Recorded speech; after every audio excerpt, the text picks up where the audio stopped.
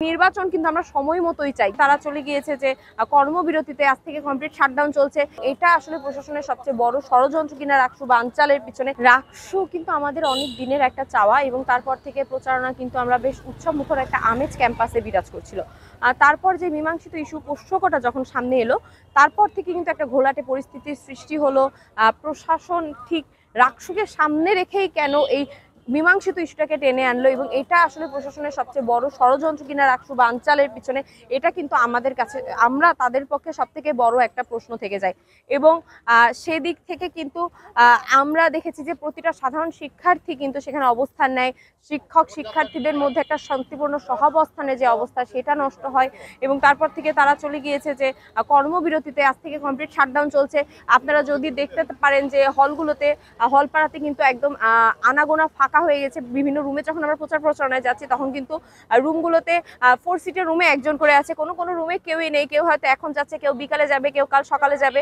আর এইভাবে করে যদি আপনারা 25 তারিখের দিকে হিসাব করতে চান, ক্লাস পরীক্ষা বাদে নির্বাচনের জন্য ঠিক কত পার্সেন্ট শিক্ষার্থীর অংশগ্রহণ আপনারা নিশ্চিত করতে পারবেন, সেটা কিন্তু একটা প্রশ্ন থেকে যায়। এবং আমরা চাই যে সাধারণ শিক্ষার্থীদের জন্য যে নির্বাচন, ছাত্র প্রতিনিধি নির্বাচন, সেখানে যদি শিক্ষার্থীরাই স্বতঃস্ফূর্ত অংশগ্রহণ না করতে পারে, সেই নির্বাচন ফলপ্রসূ হয় না। আমরা চাই যে নির্বাচন কিন্তু আমরা সময় মতোই চাই, কিন্তু এই ক্ষেত্রে অবশ্যই সাধারণ শিক্ষার্থীদের অংশগ্রহণ নিশ্চিত করতে হবে। সাধারণ শিক্ষার্থীরা যেদিন চাবে, আমরা সেই দিনই নির্বাচনের মুখে হতে রাজি। এবং এখানে অবশ্যই আমাদের প্রায় 29,000 শিক্ষার্থী, এবং তাদের পরিপূর্ণ অংশগ্রহণ নিশ্চিত করেই নির্বাচনের দিকে ধাবিত হওয়ার জন্য আমরা মতামত দিচ্ছি। এবং আমি জানি যে স্বতন্ত্র প্রার্থী যারা আছে, 4টা প্যানেল এক হয়েছে সকালে, তারাও কিন্তু সেভাবে বলছে তারা আসলে সকলের অংশগ্রহণমূলক একটা নির্বাচন চাই।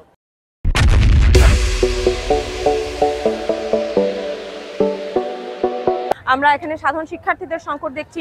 সাধারণ শিক্ষার্থীদের রাকসু ভোটারবিহীন ভোট একটা ডামি নির্বাচনের দিকে কিন্তু নির্বাচন কমিশন আর প্রশাসন এগোচ্ছে। এবং এমতা অবস্থায় এই নির্বাচন যদি হয়, তাহলে 15 বছরের ফ্যাসিস্টের নির্বাচন এবং এই নির্বাচনের মধ্যে কিন্তু কোনো তফাৎ থাকবে না। তাই আমরা চাই সকল সাধারণ শিক্ষার্থীর পক্ষে রায় দিতে।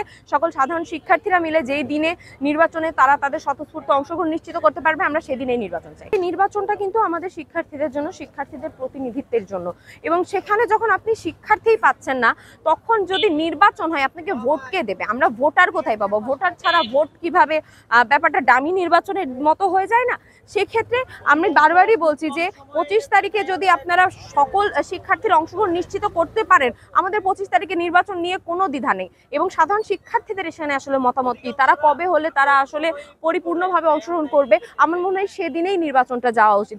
নির্ধারিত একটা দিন আমি আমার নিজের জায়গা থেকে দাবি করতে পারি না, একটা প্রার্থীও দাবি করতে পারে না, কোনো সংগঠনও দাবি করতে পারে না। যেহেতু 30,000 শিক্ষার্থীর জন্য ভোট, 30,000 শিক্ষার্থী যেদিকে রায় দেবে, সেই দিকে দিয়েই নির্বাচনটা করতে হবে। এইভাবে যদি হয় যে ভোটার শূন্য ভোট, তাহলে আমি বারবার বলছি যে ডামি নির্বাচন অনেকটা কিন্তু রুয়ার মতো হয়ে যাবে। একপাক্ষিক একটা নির্বাচনের দিকে যদি এগোয়, সেটা নিয়ে কিন্তু অনেকটা প্রশ্নবিদ্ধ হবে আমাদের নির্বাচন। এবং আমাদের যে টার্গেট ছিল একটা ছাত্র প্রতিনিধি পাওয়া, সকলের ম্যান্ডেটের মাধ্যমে একটা ছাত্র প্রতিনিধি পাওয়া, সেটা কিন্তু একটা প্রতিবন্ধকতার তৈরি হবে। আমার মনে হয় যে সাধারণ শিক্ষার্থীরা কখনোই তাদের ম্যান্ডেটবিহীন বা তাদের ভোটবিহীন কোনো ছাত্র প্রতিনিধি তারা চায় না। আমার মনে হয় যে সাধারণ শিক্ষার্থীদের সাথে আলোচনা করতে হবে, সকল প্রার্থীর সাথে আলোচনা করতে হবে, এবং সকলের মিলে একটা সমন্বিত একটা ডিসিশনের মধ্যে নির্বাচনটাকে নিয়ে আসতে হবে, এবং এই ধোঁয়াশাটাকে অবশ্যই দূর করতে হবে।